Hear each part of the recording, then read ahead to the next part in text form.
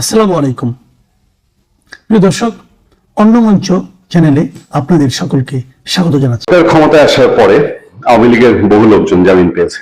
আমরা নিঃসন্দেহে বলতে পারি পরিস্থিতি কেটে গেছে। আওয়ামী লীগের আমাদের চেনা জানা এবং ধরেন যে পারিপার্শ্বিক যে সমাজ আছে সেখানে বহু মানুষের সন্ধান আমরা জানি।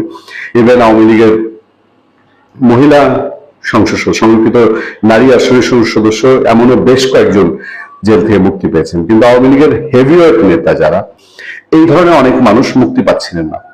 তারপরে যখন সেরেনা হায়াৎ আইভীর জামিন হয়, কিন্তু তাকে আবার সোনায়াজ দেখানো হয়, মানুষের মধ্যে অনেক সন্দেহ বিশ্বাস তৈরি হয়েছিল এবং বারবারই আওয়ামী লীগের লোকজনের দিক থেকে এমন কথা হয় যে আমরা তো বিএনপিকে ভোট দিয়েছি, বিএনপি ক্ষমতায় যাক আমরা চেয়েছি, আমরা জামাত ক্ষমতায় যাক এটা আমাদের কোনোভাবেই চিন্তার মধ্যে ছিল না। ফলে বিএনপি কৃতজ্ঞ থাকুক বা ন্যূনতম প্রতিদান দেখ, এটা তাদের একটা বক্তব্য বা আশা। সেরকম সেরেনা হায়াৎ আইভীর জামিন বাতিল হলো। আমরা গত 2-3 দিনে আরো দেখছি যে সাবেক রেলমন্ত্রী নুরুল ইসলাম সুজন, তার জামিন হয়েছে। আমি সাবেক সংস্কৃতি মন্ত্রী নীলফামারীর সংসদ সদস্য আসাদুজ্জামান নূর, তার সম্পর্কে দু একটি কথা বলতে চাই। আসাদুজ্জামান নূরকে নিয়ে বলার মতন বহু স্মৃতি আমার আছে, আমি সেই সবে কষ্টাতে চাচ্ছি না। কারণ যেহেতু তিনি যে প্রতিষ্ঠান পরিচালনা করতেন দেশ টেলিভিশন, দেশ টিভির এমডি তিনি ছিলেন এবং সেই দেশ টিভিতে আমি কাজ করেছি। পেশাগত কারণে অনেকবার অনেক বিষয় নিয়ে কথা হতো, অনেক নিউজ নিয়ে কথা হতো। নিউজের বা টেলিভিশনের অন্যান্য ডিপার্টমেন্টের মানুষের সাথে যে ইন্টারাকশন, সেই তুলনায় নিউজম্যান হিসেবে আমাদের ইন্টারাকশনটা বেশি ছিল। পারিবারিক পরিসরে আসাদুজ্জামান নূরকে দেখেছি, তার আন্তরিকতা, তার সাবলীল চলাফেরা, এবং আমি যতটুকু দেখেছি তার মধ্যে যে বাংলাদেশের ট্রেডিশনাল রাজনীতিবিদদের মধ্যে খিস্তি খেউর, বিকৃত অঙ্গভঙ্গিতে বক্তৃতা বা মানুষকে ট্রিট করা, এইটা আমার চোখে পড়েনি। তবে একটা স্মৃতি আমার মনের ভিতরে রয়ে গেছে। এই স্মৃতিটা সরাসরি আসাদুজ্জামান নূরের সঙ্গে না, এই স্মৃতিটা বেগম খালেদা জিয়া রিলেটেড, আসাদুজ্জামান নূর সংক্রান্ত। সেই স্মৃতিটা ছোট্ট করে একটু আমি আপনাদেরকে বলে, বেগম খালেদা জিয়ার সঙ্গে তার নির্বাচনী প্রচার কভার করার জন্য দেশ টেলিভিশন থেকে আমি তার সঙ্গে ছিলাম এবং বাংলাদেশের বহু সব জেলাতেই আমার নিউজ রিলেটেড ট্যুর হয়েছে। কিন্তু একই সাথে এত অল্প সময় এত বহু জেলা যাওয়া, এটা বেগম খালেদা জিয়ার তার ওই নির্বাচনী প্রচারের কাজে। একটা দিন আমার মনে আছে, সম্ভবত বেগম খালেদা জিয়া দিন রংপুর বা রাজশাহী যাচ্ছিলেন, রংপুর অথবা রাজশাহী, দু জায়গা থেকে এক জায়গা, আমার ঠিক মনে নেই। আরিচা ফেরিঘাটে বেগম খালেদা জিয়ার গাড়িটি যে ফেরিতে উঠলো, সেই ফেরিতে শুধুমাত্র তখনকার টেলিভিশন, তখন এখনকার মতন আওয়ামী লীগ আমলে যে টেলিভিশন, অনেক টেলিভিশন হয়েছে, এত টেলিভিশন ছিল না, হাতে গোনা 4-5টা টেলিভিশন তখন। Channel I, ATN Bangla, ATN news তখনও আসেনি মার্কেটে, বৈশাখী টেলিভিশন, এনটিভি, বাংলা ভিশন, এই তো আমরা ছিলাম দেশ টেলিভিশন তখন আসছে। আমরা দেশ টেলিভিশনের সহ এই টেলিভিশনের গাড়িগুলো বেগম খালেদা জিয়াকে বহন করা যে ফেরি, সেই ফেরিতে উঠলো। আমরা দেশ টিভিতে তখন অন এয়ারে আসে নাই, কিন্তু আমরা সেই নির্বাচন কভার করছিলাম, টেলিভিশনের সাংবাদিকরা এবং বেগম খালেদা জিয়া এক ফেরিতে। ফেরি যখন চলতে শুরু করলো, যেহেতু ঘন্টা অনেক লাগেই নদী পারাপার হতে, বেগম খালেদা জিয়া আস্তে আস্তে এক এক টেলিভিশনের ইউনিটকে ডাকলেন, রিপোর্টার এবং ক্যামেরা ক্রু, ক্যামেরা জার্নালিস্ট যিনি আছেন, তাদের সঙ্গে তিনি কুশল বিনিময় করলেন, কথা বললেন। তো দেশ টেলিভিশন নতুন আসছে, বেগম জিয়ার হয়তো ওভাবে পুরো দস্তুর মাথায় নেই। তিনি জানতে চাইলেন আপনি কোন টেলিভিশনে। আমি বললাম, তুমি করে বলছিলেন বোধহয় যে কোন টেলিভিশনে। আমি বললাম যে আমি দেশ টেলিভিশনে। দেশ টেলিভিশনটা কার? আমি বললাম সাবির হোসেন চৌধুরী চেয়ারম্যান, আসাদুজ্জামান নূর এমডি। শুধু আমার এটুকু মনে আছে, আমার কানে এখনো বেজে আছে, বেগম খালেদা জিয়া বলেছিলেন নূর খুব ভালো ছেলে। এই কথাটা আমার কানে এখনো বেজে আছে যে হ্যাঁ, নূর। সাবির হোসেন চৌধুরী সম্পর্কে তিনি কিছু বলেননি, তবে আসাদুজ্জামান নূর সম্পর্কে বলেছিলেন যে নূর খুব ভালো ছেলে। বেগম খালেদা জিয়ার সেই ভালো ছেলে নূর, আসাদুজ্জামান নূর, দীর্ঘদিন ধরে জেলে আছেন ডক্টর ইউনূসের রোশনালে পড়ে। আজকের খবর হলো সাবেক মন্ত্রী আসাদুজ্জামান নূরের জামিন। সাবেক মন্ত্রী আসাদুজ্জামান নূর একটি মামলায় হাইকোর্ট থেকে স্থায়ী জামিন পেয়েছেন, তবে একটি হত্যা মামলায় তার জামিন আবেদন নামঞ্জুর করেছে আদালত। একই সঙ্গে সাবেক রেলমন্ত্রী নুরুল ইসলাম সুজন 3টি মামলায় স্থায়ী জামিন পেয়েছেন। অন্যদিকে চাঁদাবাজি মামলায় সাংবাদিক মোজাম্মেল বাবুর জামিন আবেদনও খারিজ করা হয়েছে। মঙ্গলবার 5টি পৃথক জামিন আবেদনের শুনানি শেষে বিচারপতি কে এম জাহিদ সরোয়ার ও বিচারপতি শেখ আবু তাহেরের সমন্বয়ে গঠিত হাইকোর্ট বেঞ্চ এই আদেশ দেন। অসুস্থতা ও দীর্ঘদিন কারাবাসের বিষয়টি উল্লেখ করে আসাদুজ্জামান নূর, নুর ইসলাম সুজন ও মোজাম্মেল বাবুর আদালতে জামিন আবেদন করেন। Deputy attorney general Syed Shazia Sharmin গণমাধ্যমকে জানান, 2024 সালের 15 সেপ্টেম্বর গ্রেপ্তার হন আসাদুজ্জামান নূর। তার বিরুদ্ধে নীলফামারী থানায় দুটি মামলা রয়েছে, একটি সিদ্দিক আলীকে গাড়ি চাপায় হত্যা, অন্যটি বিএনপি নেতা গোলাম রাব্বানী হত্যা মামলা। তিনি বলেন, রাব্বানী হত্যা মামলার নূর জামিন পেলেও সিদ্দিক আলী হত্যা মামলায় আদালত তার জামিন নামঞ্জুর করেছেন। এ বিষয়ে নূরের আইনজীবী জ্যোতির্ময় বড়ুয়ার সঙ্গে যোগাযোগের চেষ্টা করলেও তার বক্তব্য পাওয়া যায়নি। এর গত 4 মে জুলাই অভ্যুত্থান সংশ্লিষ্ট একটি মামলায়ও আসাদুজ্জামান নূরকে জামিন দিয়েছিলেন একই আদালত। অপরদিকে 2024 সালের 16 সেপ্টেম্বর গ্রেপ্তার হওয়া সাবেক রেলমন্ত্রী নুর ইসলাম সুজনের বিরুদ্ধে ঢাকার যাত্রাবাড়ি ও পঞ্চগড়ে 3টি হত্যা মামলা রয়েছে। তার আইনজীবী এস এম আবুল হোসেন গণমাধ্যমকে বলেন, রাষ্ট্রপক্ষ যদি হাইকোর্টের রায়ের বিরুদ্ধে আপিল বিভাগে আবেদন না করে এবং আপিল বিভাগ যদি হাইকোর্টের জামিনের রায়ের উপর স্থগিতাদেশ না দেয়, তবে তার কারামুক্তিতে আইনি বাধা নেই।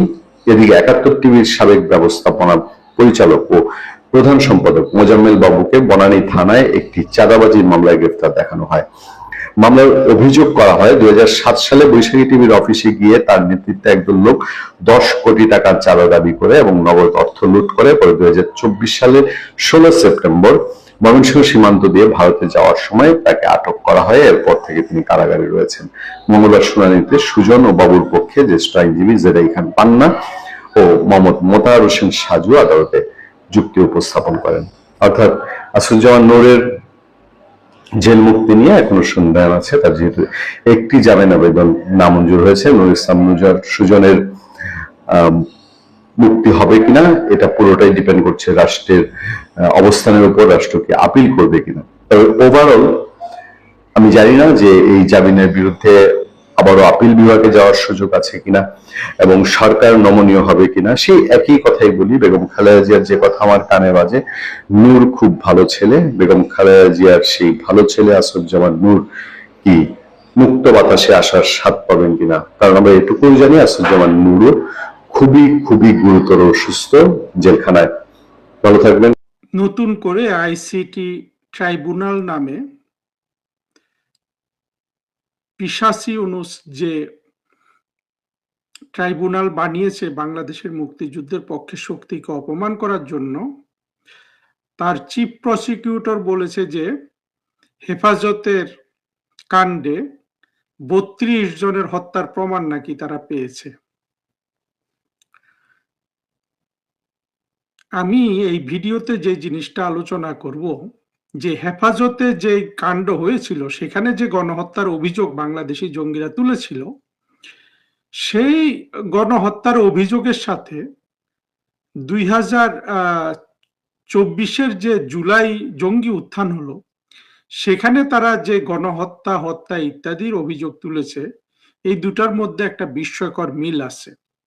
এই মিলগুলো কিভাবে জঙ্গিরা এবং বাংলাদেশের স্বাধীনতা বিরোধী মৌলবাদী শক্তি কিভাবে মানুষের মগজে ঢুকিয়ে দেয় এবং তারা কিভাবে একের পর এক এই ধরনের গুজব ছড়ানোতে সাফল্য পায়, সেটা আমরা একটু দেখি। আসুন প্রথমে 2013 সালে 5 মে হেফাজত কাণ্ডে কি হয়েছিল। সেখানে যেটা হয়েছিল যে হেফাজতের লোকজন সারা বাংলাদেশ থেকে হেফাজতের মূল মাওলানা আহমদ শফির নেতৃত্বে এই শাপলা চত্বরে জড়ো হয় এবং তারা সেখানে অনেক ধরনের তাণ্ডব চালায়। বাইতুল মোকাররমের রাস্তাঘাট থেকে শুরু করে নটরডেম কলেজ, এই জায়গাগুলো সব তারা একেবারে রাস্তাঘাট, গাছ গাছালি, দোকানপাট সব কিছু তারা তছনছ করে দেয় এবং তারা সন্ধ্যার পর ওইখানে সবাই বসে পড়ে এবং পরবর্তী দিন তাদের প্ল্যান ছিল সরকারের পতন ঘটাবে। ঠিক এই প্ল্যানটা ছিল এই অনেকটা জুলাই জঙ্গি উত্থানের প্ল্যানের মতো, কিন্তু আমাদের সৌভাগ্য তখনকার সরকার এবং তখনকার প্রশাসন এটাকে সঠিকভাবে মোকাবেলা করতে পারে। এবং আমরা যদি বিচার বিশ্লেষণ করে দেখি, ওই বিপদটা কিন্তু 2024 সালের বিপদের চেয়েও বড় ছিল। আম, দুঃখের বিষয় যে 2024-এর বিপদটা আমরা ঠিক মতো হ্যান্ডেল করতে পারি নাই। এটা নিয়ে তো এখন আর অনুশোচনা করে লাভ নাই। কিন্তু ওই হেফাজত কাণ্ডে মধ্যরাতে বাংলাদেশের পুলিশ বাহিনী এবং আরো যারা যারা আইন শৃঙ্খলা বাহিনী ছিল, র্যাব, বিডিআর, তারা সবাই মিলে সাউন্ড গ্রেনেড মেরে এই হেফাজতের যেসব মাদ্রাসার ছাত্ররা ওইখানে জড়ো হয়েছিল এদেরকে তাড়িয়ে দেয় এবং এরা সবাই পালিয়ে যায় তখন। এবং এই যে একটা বড় অপারেশন হলো, যেখানে সত্যি সত্যি কয়েক হাজার মানুষ খুন হয়ে যেতে পারত, সেখানে কিন্তু ওই ওই তাড়ানোর যে প্রক্রিয়া, অপারেশন ফ্লাশ আউট নাম দেওয়া হয়েছিল সেটাকে, অপারেশন ফ্লাশ আউটে একটা মানুষও কিন্তু মারা যায়নি। এইটা যে একটা মানুষও মারা যায়নি, এটা যেমন আমাদের আইন শৃঙ্খলা বাহিনীর কৃতিত্ব, তেমনি অন্যদিকে কিন্তু এই গুজবটা রয়েই গেছে যে ওখানে হাজার হাজার মানুষ খুন করা হয়েছে। তবে এটা ধোপে টেকে নিয়ে ওখানে একটা বিষয় ছিল, যারা আমরা দেখলাম যে 24-এর জঙ্গি উত্থানে যারা যারা এই জঙ্গি উত্থানে, যেমন প্রথম আলো, ডেইলি স্টার, এই পত্রিকাগুলো পরবর্তীতে জঙ্গিদের সাথে চলে গেল না। 5ই মের যে হেফাজত কাণ্ড হয়েছে তার পরবর্তীতে আমি আমার সুস্পষ্টভাবে মনে আছে, প্রথম আলো, ডেইলি স্টার এরা কিন্তু সুষ্ঠু এবং সত্য প্রতিবেদন ছাপিয়েছিল যে ওখানে কেউ মারা যায়নি। হ্যাঁ, কিছু লোক মারা গিয়েছিল পরবর্তীতে, অর্থাৎ পরের দিন সকালে, যেখানে ওই পুলিশকে খুন করেছে আপনার যাত্রাবাড়ির দিকে, ওই জায়গায় অনেকগুলা মাদ্রাসা আছে, তো ওইখান থেকে জঙ্গিরা বের হয়ে কিছু খুনাখুনি করেছিল। সেটা কিন্তু দিনের বেলা, রাতের বেলা একটা মানুষও কিন্তু মারা যায়নি। এই হত্যাকাণ্ডের পর জামাত এবং বিএনপি থেকে 2000, 2500, লাখ লাখ হত্যা করা হয়েছে বলে গুজব ছড়ানো হলো।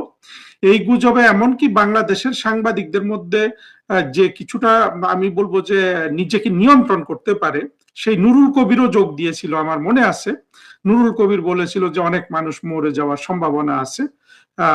আমার এতগুলো কথা মনে আছে কেন, আমি তো এগুলো খুব ফলো করি। আমি তখন আসলে মেক্সিকোতে ছিলাম। আমি মেক্সিকোতে বাংলাদেশের দূতাবাস তখন ওপেন করা হচ্ছিল, আমি সেখানে ছিলাম ওই সময়টা, অর্থাৎ 2013 সালের 5 মে, যেটা মেক্সিকোতে স্বভাবতই যেটা বাংলাদেশে রাত, সেখানে মেক্সিকোতে দিন, আর বাংলাদেশে যেটা দিন সেখানে মেক্সিকোতে সেটা রাত। আমি সেগুলা দেখছিলাম এবং পরবর্তীতে এই এই এই গুজবগুলা অনেক দূর টেনে নেওয়া হয়েছে এবং বিশেষ করে তখন কনক সরোয়াররা এরা কিন্তু অনেক গুজব ছড়িয়েছে। কনক সরোয়ার তখন কি বাইরে চলে গিয়েছিল কিনা জানি না, পরবর্তীতে এই গুজবগুলো টেনে এনেছে এবং এই গুজবটাকে একটা প্রমাণস্বরূপ ভিত্তি দেওয়ার চেষ্টা করেছিল জঙ্গি আদিলুর রহমান, যে অধিকার করে এবং যে ইউনুসের ডাকাততন্ত্রের একটা ডাকাত ছিল। এই জঙ্গি তখন 61 জনের হত্যা হয়েছিল বলে সে সরকারের কাছে বিভিন্ন দাবি জানালো, কাগজপত্র দিল। পরবর্তীতে সরকার এবং বিভিন্ন গণমাধ্যম, আমার ধারণা প্রথম আলো এই নিয়ে প্রতিবেদন ছাপিয়েছিল, তারা সবাই দেখিয়ে দিয়েছে যে এই অধিকারের এই 61 জন হত্যা হওয়ার যে তালিকা পুরোটাই গুজব। একজনের সেখানে যে মাদ্রাসার ছাত্রের কথা বলা হয়েছে, ওই মাদ্রাসায় গিয়ে দেখা গেছে যে সেই ছাত্র আছে এবং এমন অনেকের নাম দেয়া হয়েছিল যারা আসলে হেফাজতের যে তাণ্ডব ছিল এই তাণ্ডবে অংশগ্রহণই করেনি, অর্থাৎ সে তার গ্রাম থেকেই আসেনি। এবং এইভাবে নানান ভাবে সে 61 জনের তালিকা বানিয়েছে। দেখেন, এই 5 আগস্ট হওয়ার সাথে সাথে 5 মে এই হেফাজতের ছাত্রদের সরিয়ে দেওয়ার পরপরই 2-2.5 হাজার হত্যাকাণ্ড হয়েছে বলে, গণহত্যা হয়েছে বলে গুজবটা তো ছড়ালো। এখন এই গুজবেরই অংশ অধিকার, অর্থাৎ এই আদিলুর রহমান যখন 61 জনের তালিকা হাজির করলো, আমরা ধরে নিলাম সেই দিন রাতে 61 জন আইন শৃঙ্খলা বাহিনীর হাতে মারা গেছে। এটাও যদি ধরে নেই, তাহলে ওরা যে হাজার হাজার ছড়িয়েছে, হাজার হাজার মানুষ ওখানে মেরে ফেলেছে, 2500 মানুষ মেরে ফেলেছে, লক্ষ মানুষ মেরে ফেলেছে, ওই গুজবটা কমে আসা উচিত ছিল না? অন্তত এর তীব্রতা বা সংখ্যাটা, যেহেতু আদিলুর রহমান অর্থাৎ জঙ্গিদেরই সবচেয়ে বড় প্রতিনিধি বাংলাদেশে গত 2 দশকে, যারা এই মানবাধিকারের নামে জঙ্গিদের নানান বয়ানকে, যাদের এই গুজবগুলোকে সত্যে পরিণত করার জন্য প্রাণপণ দিয়ে কাজ করেছে। তাহলে এটা নেমে আসার কথা ছিল না?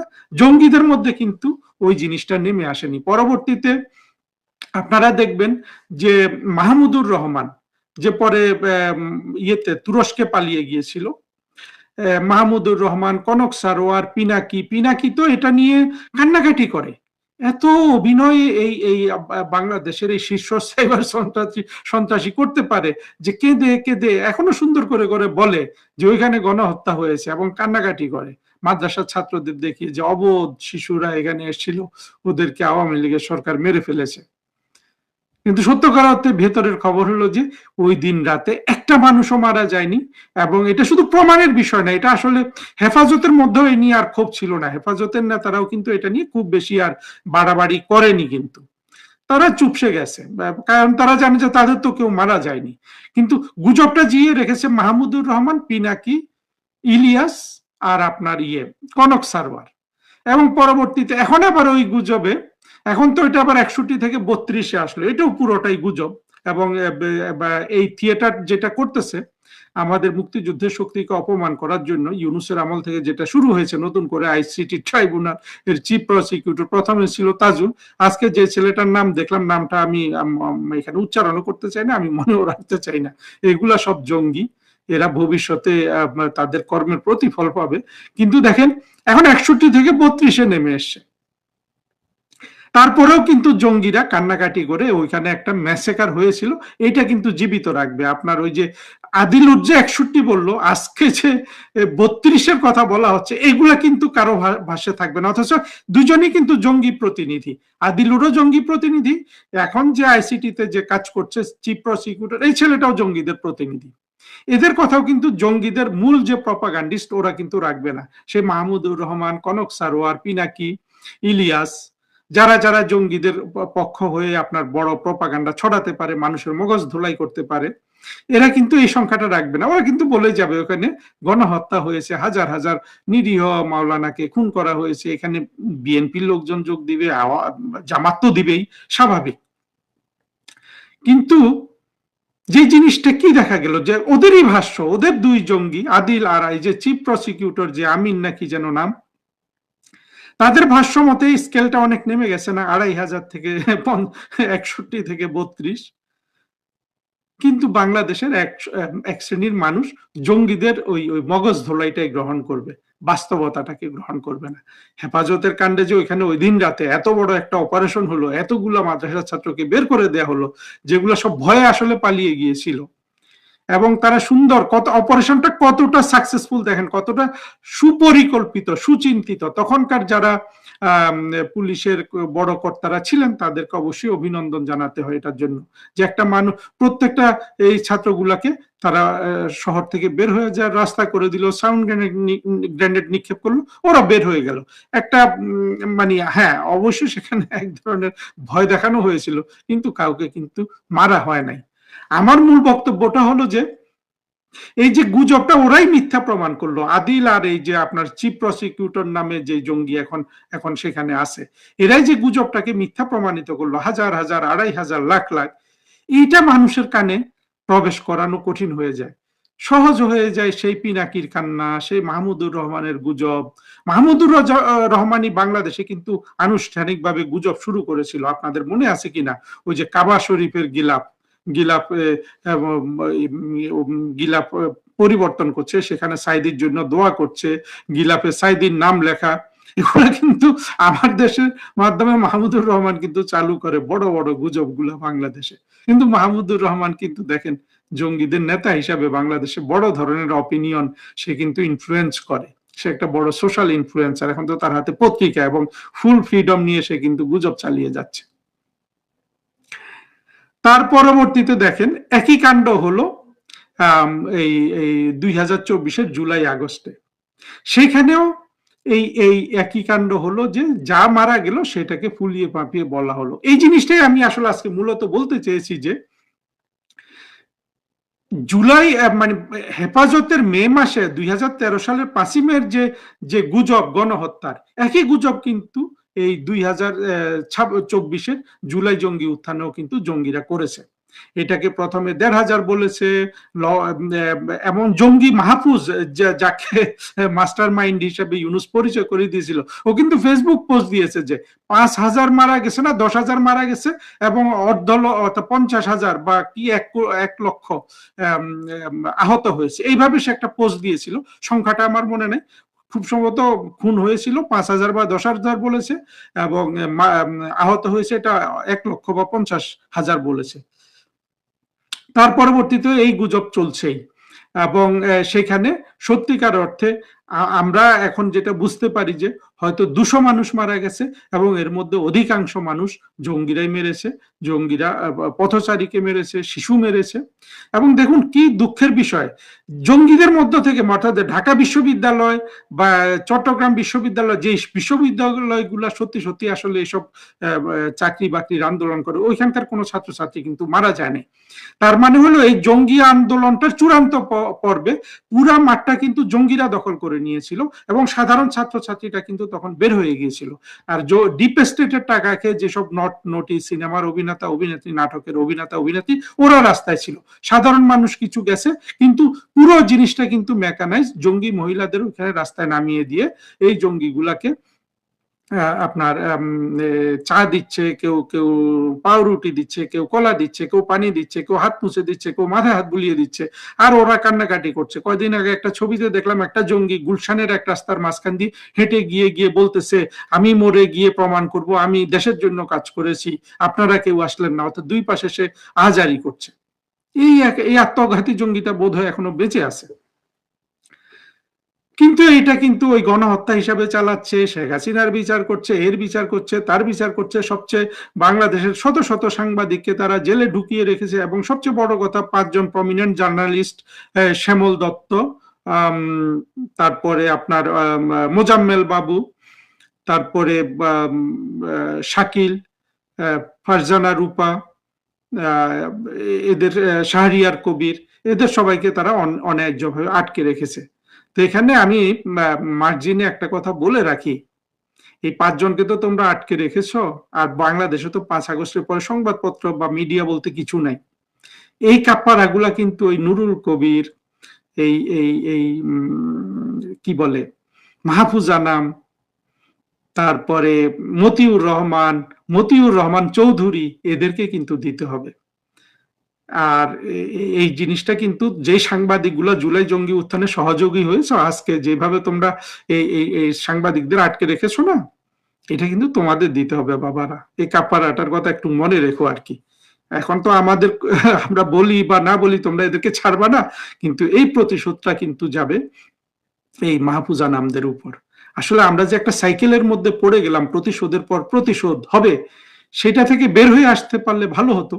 এখন সেই বের হয়ে আসাটার ক্ষেত্রে আমি যেটা বলবো যে এটা কি বাংলাদেশের মুক্তিযুদ্ধের পক্ষে, শক্তির পক্ষে মানে বিজয়টা হবে, না এই 24-এ যে স্বাধীনতা বিরোধী জঙ্গি মৌলবাদী মুসলিম লীগ হিসাবে যারা গেছে তাদের পক্ষে হবে? মুসলিম লীগ বলতে আমি বুঝাচ্ছি 1970 সালে যারা ইলেকশনে যারা বঙ্গবন্ধু বা আওয়ামী লীগকে ভোট দেয়নি, যারা পরবর্তীতে বিএনপি করেছে ইত্যাদি, তাদের পক্ষে হবে, সেটা ভিন্ন আলোচনা। কিন্তু মূল কাফারাটা কিন্তু মাহফুজ আনাম গং গুলাকেই কিন্তু দিতে হবে। নুরুল কবির তোমাকেও দিতে হবে। তোমাকে কালকে ওটা পরশুও দেখলাম জিল্লুরের সাথে তুমি বলতেছো একেবারে মানে হাজার কত জানি মারা গেছে, এরা যে সব জঙ্গি ছিল। নুরুল কবির তুমি বোঝো না? তুমি তো মিয়া একটা নাস্তিক, তুমি তো সেকুলার, তুমি পাকিস্তানপন্থী সেকুলার, তুমি বোঝো না? তোমাকে তো জামাতও কিন্তু বানাবে। তোমাদের কিন্তু কোনো দিকে কিন্তু মুক্তি নাই, পাকিস্তানপন্থী সেকুলার যেগুলো আছে। জামাতও